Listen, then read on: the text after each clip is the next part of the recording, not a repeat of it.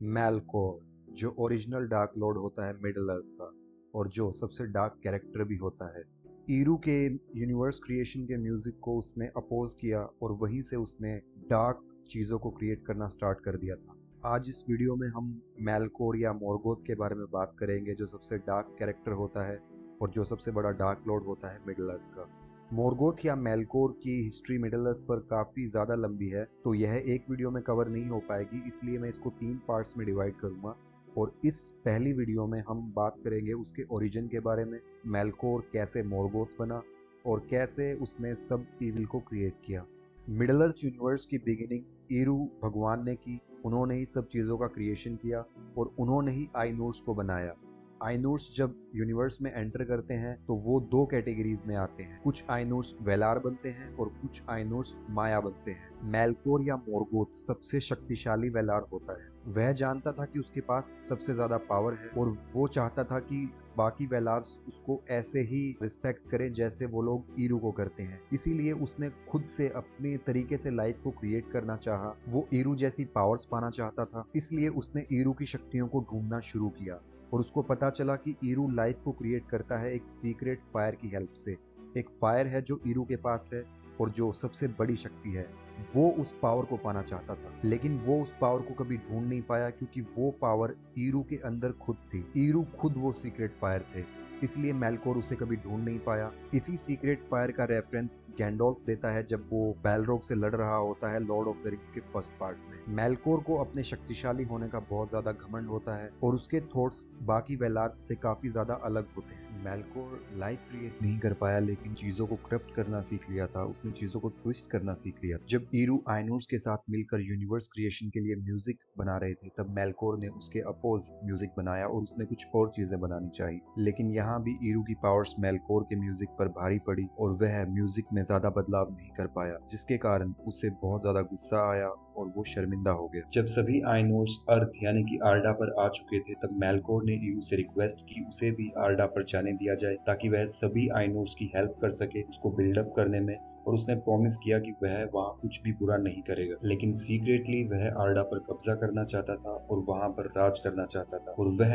आर्डा के लोगों का भगवान बनना चाहता था। आर्डा पर आते ही मेलकोर बदल जाता है और वो वेलार्स को कहता है कि वह आर्डा का राजा बनेगा, जिसके चलते वेलार्स उसके खिलाफ हो जाते हैं और मानवे को राजा बना देते हैं, जो कि मेलकोर का भाई होता है। राजा ना बनने पर मेलकोर वहां से गायब हो जाता है आर्डा के किसी कोने में, लेकिन मानवे को ये शक होता है कि मेलकोर उन पे जरूर हमला करेगा और उनकी क्रिएशन को खराब करने की कोशिश करेगा, और आगे होता भी ऐसे ही है। जब भी वेलार्स आर्डा पे कुछ अच्छा बनाते, मेलकोर उसको तबाह कर देता। मेलकोर ने सारे माउंटेन्स को तोड़ दिया। उसने सी, जो समुद्र वेलार्स ने बनाए थे, उनकी दिशा बदल दी और भी जो भी स्ट्रक्चर्स वेलार बनाते थे वो उनको सीक्रेटली तोड़ देता था, जिसका पता वेलार्स को नहीं चलता था। इन सब के चलते एक वेलार जिसका नाम था ओले, उसका वर्क सबसे ज्यादा इफेक्टेड हुआ था, क्योंकि जितने भी बड़े स्ट्रक्चर थे आर्डा पर वो सारे ओले ही क्रिएट कर रहा था। इन्हीं कई सालों में ये सब चलता रहा और अनगिनत लड़ाइयां हुई। तब जाकर आखिरकार न्यूज एरू तक पहुंची, जो वहां पे आइनूस थे उन तक पहुंची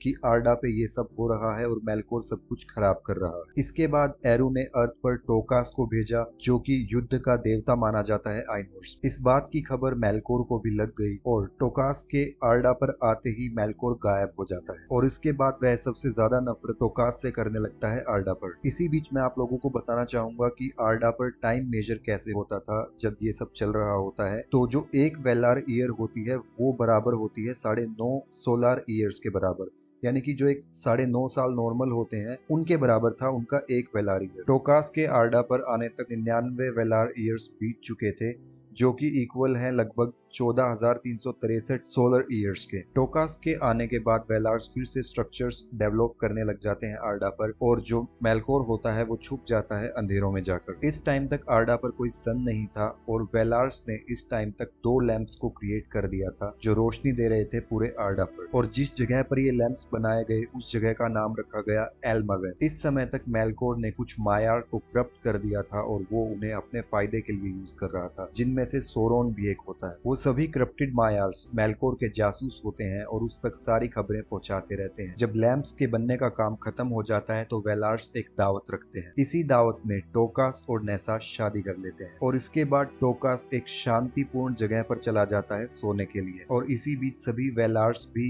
दावत में होते हैं, तो मेलकोर को लगता है कि ये सही समय है हमला करने का उन लैंप्स पर। इसी बीच मेलकोर और उसके फॉलोवर्स आर्डा के नॉर्थ में वापस आ जाते हैं और वो आयरन माउंटेन्स के नीचे एक किला बनाते हैं, द फोर्ट ऑफ उटुमनो। यहीं से मेलकोर अपनी काली शक्तियों को आर्डा में फैलाना शुरू करता है और धीरे धीरे सभी एनिमल्स और पेड़ों पर उसकी काली शक्ति का असर होना शुरू हो जाता है। जो भी जंगलों में जानवर होते हैं वो एक दूसरे को मारने लग जाते हैं और तब वेलार्स को शक होता है कि कुछ तो गड़बड़ है यहाँ पे। उन्हें ये रियलाइजेशन हो जाती है कि मेलकोर वापस आ चुका है और वो उसे आर्डा पर सर्च करने लगते हैं अलग अलग जगहों पे। जब वेलार्स उसे आर्डा के बाकी हिस्सों में ढूंढ रहे होते हैं तब मेलकोर मौका पाकर एल्मरिन वापस आ जाता है और वो उन लैंप्स को तोड़ देता है, डिस्ट्रॉय कर देता है। इसी के साथ वो एल्मरिन के शहर को भी तबाह कर देता है। लैंप्स का टूटना और सिटी का तबाह होना इतना पावरफुल था कि आर्डा का जो कॉन्टिनेंट होता है वो अलग अलग हिस्सों में बंट जाता है और ये डिस्ट्रॉय हुआ शहर और लैंप्स फिर कभी रिस्टोर नहीं हो पाते हैं, ना ही कॉन्टिनेंट वैसा बन पाता है। वेलार्स बहुत कोशिश करते हैं लेकिन वो कुछ नहीं कर पाते। जब सब कुछ तबाह हो रहा होता है तो मेलकोर फिर से नॉर्थ में जाके छुप जाता है अपने किले में। जब वेलार्स को ये रियलाइज होता है कि वो फिर से इस शहर को रिस्टोर नहीं कर पाएंगे तो वो एक नया शहर बनाते हैं एक आइलैंड पर, जिसका नाम रखा जाता है अमान।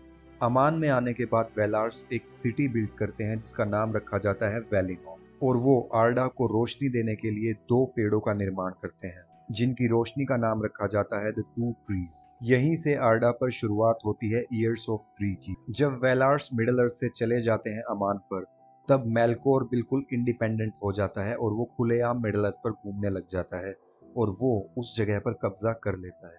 लेकिन कुछ वेलार्स वापस आते हैं मिडल अर्थ पर मेलकोर से लड़ने, जिनमें से एक होते हैं उल्मो जो फर्स्ट एज में काफ़ी ज़्यादा एक्टिव रहते हैं मिडल अर्थ पर। दूसरी वेलार होती हैं यूहाना और तीसरे होते हैं ओरमे जिन्हें हंट्समैन भी कहा जाता है। और कहा जाता है कि ओरमे ने ही काफ़ी मॉन्स्टर्स को मारा था जो मेलकोर का साथ देते थे।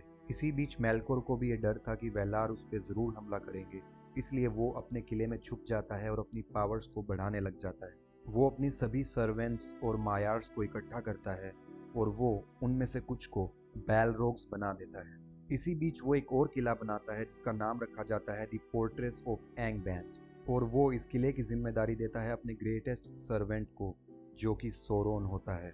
इसी बीच ईयर्स ऑफ ट्री 1050 में एल्व्स का जन्म भी मिडल अर्थ पर हो जाता है और वो कुई विवियन में स्थापित होते हैं। एल्व्स की सुरक्षा का जिम्मा ओरमे को दिया जाता है लेकिन मेलकोर उससे पहले वहां पर पहुंच जाता है और वह बहुत सारे एल्व्स को पकड़कर ले जाता है और उन्हें मॉन्स्टर्स बना देता है, ऑर्क्स बना देता है। एल्व्स के मिडल अर्थ पर पैदा हो जाने के बाद मानवेव सभी वेलार्स को बताता है कि ईरू ने एक मैसेज भेजा है कि उन्हें मिडल अर्थ को फिर से कॉन्कर करना होगा और मेलकोर को हराना होगा। इसके बाद ईयर ऑफ ट्री 1090 में सभी वेलार्स मिडल अर्थ पर आते हैं और मेलकोर से युद्ध करते हैं। इस युद्ध के शुरुआती सालों में वेलार्स की जीत होती है और जीती हुई टेरिटरीज को वो गार्ड करते हैं मेलकोर से ताकि मेलकोर उन पर दोबारा कब्जा ना कर पाए। इसके बाद धीरे धीरे वो मेलकोर के फोर्ट्रेस को सीज कर देते हैं। जब वेलार्स और मेलकोर के बीच में युद्ध चल रहा होता है तो उनसे दूर रह रहे एल्व्स को हमेशा आसमान में एक लाल रोशनी दिखाई देती है और उन्हें बहुत सारा धुआं दिखाई देता है। वेलार्स और मेलकोर के युद्ध से पूरी धरती हिल जाती है और वहां पे तबाही हो जाती है। फाइनली ईयर ऑफ ट्रीज के 1099 में वेलार्स मेलकोर के फोर्ट्रेस तक पहुंच जाते हैं और उसके गेट्स को तोड़ देते हैं। मेलकोर उस किले की सबसे गहरी गुफा में छुप जाता है लेकिन टूकास उसे पकड़ लेता है और उसे बेड़ियों में बांध देता है। मेलकोर को पकड़ने के बाद वेलार्स उस किले की और छानबीन नहीं करते हैं और वो बाकी गुफाओं को ऐसे ही छोड़ देते हैं, जिसका फायदा मिलता है सोरोन और बाकी के बैलरोग्स को। वो इस चीज का फायदा उठाकर वहां से भाग जाते हैं। काफी सालों तक चले इस युद्ध में मेलकोर को पकड़ने के बाद मिडल अर्थ में फिर से शांति हो जाती है। हर जगह लाइफ अच्छी हो जाती है और हर जगह पेड़ पौधे फिर से उगने लगते हैं। सभी वेलार्स मेलकोर को पकड़कर फिर से वेलिनोर लेके जाते हैं और उसे रिंग्स ऑफ डूम में पेश किया जाता है जहां मानवे उसकी सुनवाई करता है। मेलकोर मानवे से प्रार्थना करता है कि वो उसे छोड़ दे और वो कभी भी इस डार्क फोर्स को फिर से इस्तेमाल नहीं करेगा, लेकिन उसकी रिक्वेस्ट को मानवे रिजेक्ट कर देता है और उसे गिरफ्तार करके जेल में डाल दिया जाता है। मेलकोर को फैसनेस ऑफ मेंडोस प्रिजन में कैप्चर किया जाता है, जहां से कोई भी इंसान, ना कोई वेलार और ना कोई एल्फ कभी भी भाग नहीं सकता। मेलकोर इस जेल में 3 एजेस तक बंद रहता है, जब तक उसकी सुनवाई दोबारा नहीं होती। मेलकोर तकरीबन 3000 साल तक उस प्रिजन में रहता है और इन्हीं 3000 सालों में मेलकोर प्लान बनाता है कि कैसे वह वेलार से बदला ले सकता है। इन 3 एजेस तक काफ़ी एल्फ्स वापस अमान में आ चुके थे। यह एक लंबा टॉपिक है, तो हम इसे फिर किसी वीडियो में डिस्कस करेंगे। ये 3 एजेस पास होने के बाद मेलकोर को फिर से मानवे के आगे पेश किया जाता है। इस बार मेलकोर उसके सामने गिड़गिड़ाता है और वो यह शो करता है कि वो सुधर चुका है और अभी वो वादा करता है कि वो कभी डार्क फोर्सेस को वापस यूज नहीं करेगा, ना किसी इविल को क्रिएट करेगा। मानवे को अपने भाई पर दया आती है और वो उसे रिलीज करने का फैसला करता है, जिसका विरोध टूकास और उल्मे करते हैं, लेकिन मानवे उनकी बात नहीं मानता और मेलकोर को रिलीज कर देता है जेल से।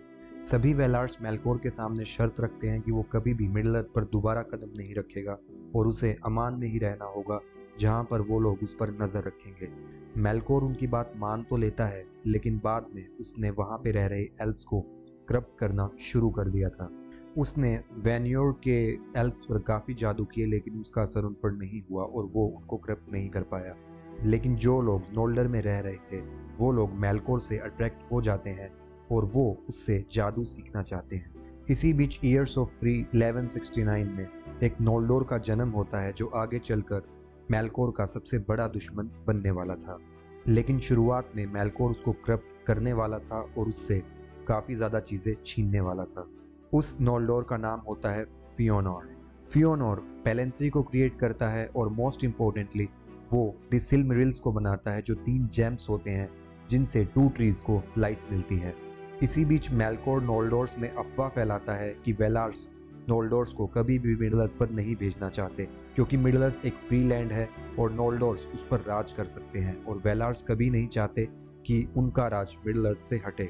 नोल्डोर्स भी वेलार पर ट्रस्ट करना बंद कर देते हैं और मेलकोर की बातों में आ जाते हैं। मेलकोर का सबसे ज़्यादा प्रभाव फियोनोर पर पड़ा था और वो मिडल अर्थ पर राज करना चाहता था। मानवे फेनोर और उसके छोटे भाई फिनगोल्फिन के बीच लड़ाई करवा देता है। मेलकोर फियोनोर को भड़काता है कि उसका छोटा भाई फिलगोल्फिन प्लान कर रहा है, वो उस पर अटैक करेगा और उससे तीनों सिलमरिल्स ले लेगा। फियोनोर्स भी उसकी बातों में आ जाता है और वो अपने छोटे भाई फिलगोल्फिन को जान से मारने की धमकी देता है। यह बात वेलार्स तक पहुंचती है। वेलार्स फियोनोर को वहां से निकाल देते हैं। इसके बाद वेलार्स फियोनोर को फोर्मिनस भेज देते हैं, जहां पे वो 3 सिलमरिल्स भी अपने साथ ले जाता है। लेकिन फियोनोर के साथ उनके पिता फिनवे भी साथ जाते हैं। लेकिन टूकास सच्चाई का पता लगा लेता है और वो मेलकोर को फिर से जेल में बंद करने के लिए उसे ढूंढता है, लेकिन मेलकोर तब तक वहां से गायब हो जाता है। इसके 2 साल बाद मेलकोर फोर्मिनस में आता है और वो फियोनोर को फिर से भड़काने लग जाता है। लेकिन इस टाइम पे फियोनोर मेलकोर को पहचान जाता है और वो जान जाता है कि मेलकोर उसे भड़का रहा है। फियोनोर मेलकोर को फोर्मिनोस से निकाल देता है और मेलकोर वहां से वैली ऑफ एवेथार में पहुंच जाता है। यहाँ पर मेलकोर को एक डार्क स्पिरिट मिलती है, जो कि एक बहुत बड़ी मकड़ी का फॉर्म ले लेती है, जिसका नाम होता है अनगोलियन। मेलकोर उस बड़ी मकड़ी को वादा करता है कि अगर उसने मेलकोर का साथ दिया तो वह उसे बहुत बड़ा इनाम देगा। अनगोलियंट के पास एक शक्ति होती है कि वह चीज़ों को गायब कर सकती थी, और यही चीज़ मेलकोर को उससे चाहिए थी कि जब वह ट्रैवल कर रहा हो वेलार में तो अनगोलियंट मकड़ी उसे हाइड कर दे। इसके बाद सभी वेलार्स और नोल्डोर्स फियोनोर और फिलगोल्फिन के बीच समझौता करवा रहे होते हैं। यह ईयर होता है 1495। इस वक्त वेलार्स वेलमोर में होते हैं, जो वेलिनोर से दूर होता है, और इसी बीच मेलकोर और वो मकड़ी सबसे छुपकर वेलिनोर पहुंच जाते हैं 2 ट्रीज के पास। मेलकोर और वो मकड़ी उन ट्रीज को बर्बाद करना शुरू कर देते हैं। इसी बीच मेलकोर अपना काला भाला निकालता है और उन दोनों पेड़ों को उखाड़ फेंकता है, जिससे वो दोनों ट्रीज मर जाते हैं। इसका परिणाम ये होता है कि फिर से पूरी आर्डा पे, वेलिनोर में और मिडल अर्थ पर अंधेरा छा जाता है। जब ये दोनों पेड़ मर रहे होते हैं तो अनगोलियंट इन दोनों पेड़ों का खून पी जाती है। इससे उस मकड़ी को बेशुमार ताकत मिलती है और वो साइज में बहुत ज़्यादा बड़ी हो जाती है। पूरी दुनिया एक बार फिर अंधेरे की चपेट में आ जाती है। इसके बाद मेलकोर और वो मकड़ी नॉर्थ में फोर्मिनोस चले जाते हैं, जहां पर वो फिनवे को मार देते हैं और उससे फियोनोर के सिल्मरिल्स और बाकी के जेम्स छीन लेते हैं। अनगोलियन, जो इस टाइम तक पेड़ों का खून पीने के बाद साइज में बहुत ज़्यादा बड़ी हो जाती है, वो मेलकोर को अपना प्रॉमिस याद दिलाती है और उससे खजाना मांगती है। मिडल अर्थ तक पहुंचते पहुंचते मेलकोर बहुत ज़्यादा वीक हो जाता है और वो मॉन्स्टर स्पाइडर उसे फिर से खजाना मांगती है और मेलकोर उससे डर जाता है। वो उस मकड़ी को फियोनोर का बहुत सारा खजाना देता है जिसको वो खा जाती है, लेकिन वो उससे द सिल्मरिल्स मांगती है। मेलकोर सिल्मरिल्स को उसे देने के लिए मना कर देता है और वो मेलकोर को अपने जाले में फांस लेती है। जाल में फंसने के बाद मेलकोर एक बहुत तेज रोने की आवाज निकालता है। ये आवाज एंगबैंड के किले में बेलरोग्स तक पहुंच जाती है, जो मेलकोर को ढूंढ लेते हैं और उसे आजाद करवा लेते हैं। किले में पहुंचते ही मेलकोर एक आयरन क्राउन बनवाता है, जिसमें वो तीनों सिल्मरिल्स को फिट करवा देता है और उसे अपने सर पर पहन लेता है। इसके बाद वो इस ताज को कभी भी अपने सर से नहीं उतारता।